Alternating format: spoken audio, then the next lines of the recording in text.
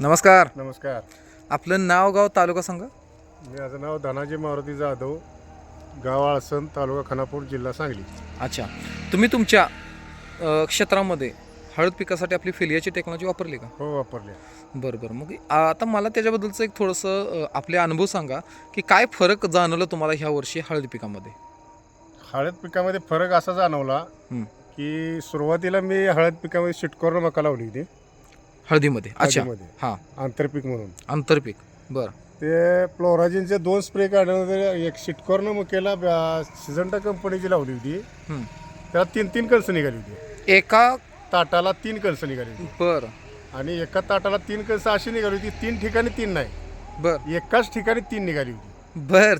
अच्छा. अशी ती एक मला अनुभव चांगला मिळाला. बरं, दुसरी गोष्ट, म्हणजे आंतरपिकामध्ये पण तुमचे चांगले पैसे झाले. हो, आणि दुसरी गोष्ट, हळदीचं दरवर्षापेक्षा जे पाला असतो हं. माझ्या डोक्याबरोबर पाला होता.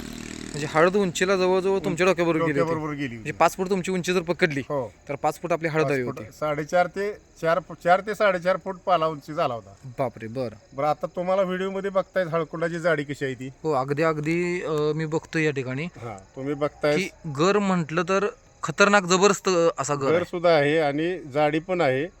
आणि महत्वाचं, हळदीला जाडी जेवढी तेवढंच मार्केट ज्यादा मिळते. बरोबर आहे, बरोबर आहे. हां. दुसरी गोष्ट, रान आता हळद खांदताना जवळजवळ मी एक 3 आठवडं म्हणजे 3 आठवडं पाणी त्याला दिलंच नव्हतं. बरं.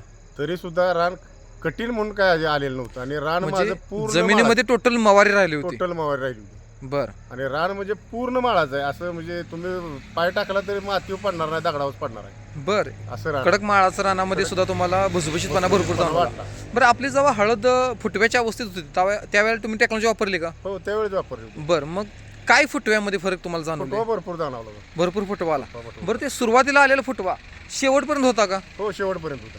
शेवटपर्यंत झाला. सुरुवातीला जो फुटवा निघाला होता, पहिलं हळकुंड बियाण लावलं होतं, त्याचा पहिला जो कोंब आला होता, हां. तो कोंब सुद्धा आता मी पाला कापलाय. अच्छा, म्हणजे एकही कोंब तुमचं मर कुठेही झाली कुठे नाही. झालेली नाही. बरं, आता शेवटपर्यंत तुम्ही आता खणलीसा पहिल्यापासून हा. कुठं म्हणजे हळद लागती किंवा खराब होती नाही, असं किंवा काय झालेलं सडकूज नाही. होते? आता तुम्ही कुठे सुद्धा बघा, त्याच्यात कुठं कीड सड अजिबात नाही. म्हणजे तुम्ही आता किती वर्ष झालं अशी हळद करताय? 2 वर्ष झाली की. 2 वर्ष झालं. मग 2 वर्षामध्ये तुम्हाला असा काय अनुभव आला की हळदीच्या क्वालिटीमध्ये फरक किंवा जमिनीमध्ये फरक बरंच आहे. आहे ना? फरक भरपूर आहे. अच्छा. बरं, आता मला त्याच्यामध्ये अजून एक सांगा, ज्या वेळेला हा तुमचा गड्डा उतरत होता त्यावेळेला आपल्या हळदीमध्ये खतं कमी जास्त प्रमाणात घालावे लागतात. हो. तर तुम्ही चालू वर्षी कितपत प्रमाण खताचं मी वापरले? फक्त एकच बेसल डोस दिलाय. फक्त टोटल त्या हळदीच्या लाईफमध्ये? हो, टोटल हळदीच्या लाईफ मध्ये एकच बेसल डोस दिलाय.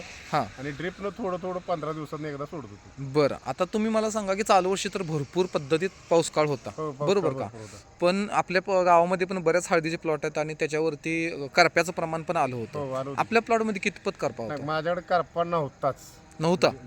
म्हटलं तरी चालेल. हम्म. कारण आता पाला कापायलाच माझं 1,500 रुपये गेले, अर्धा एकर.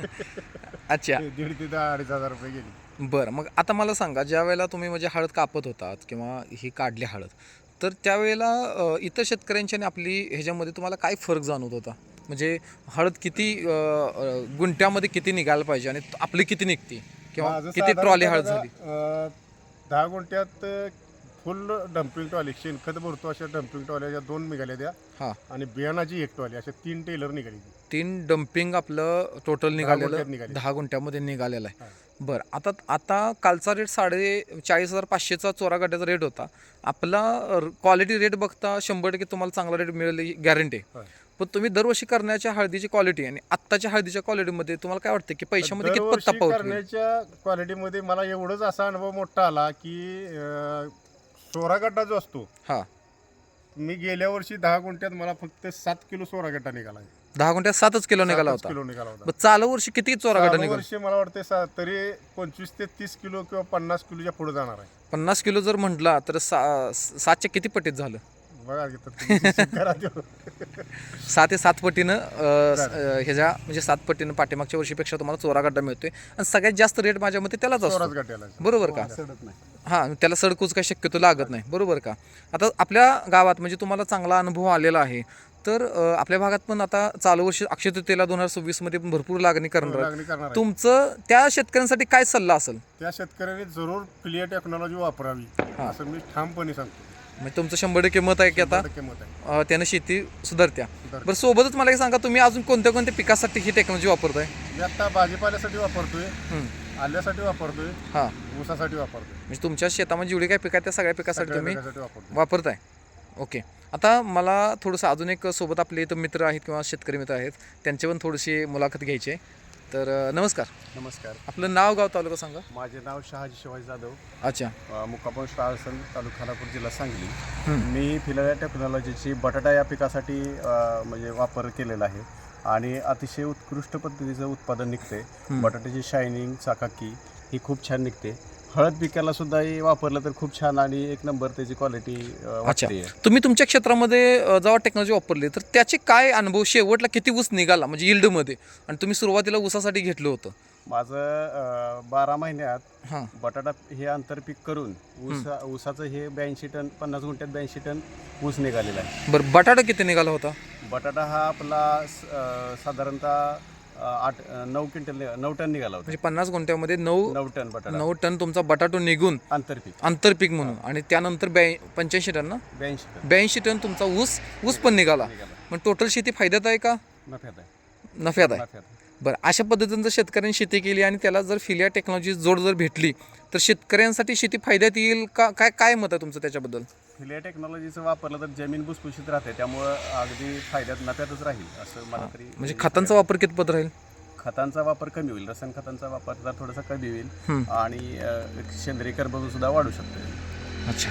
तुम्ही सगळ्यांनी मिळून जो काय फिलियासाठी प्रतिसाद दिला आणि आत्ताचे तुमचे जे काही अभिप्राय आहे तुमचा तो तुम्ही व्यवस्थित सांगितला, त्याबद्दल मी तुम्हाला कंपनीकडून आभार व्यक्त करतो. धन्यवाद.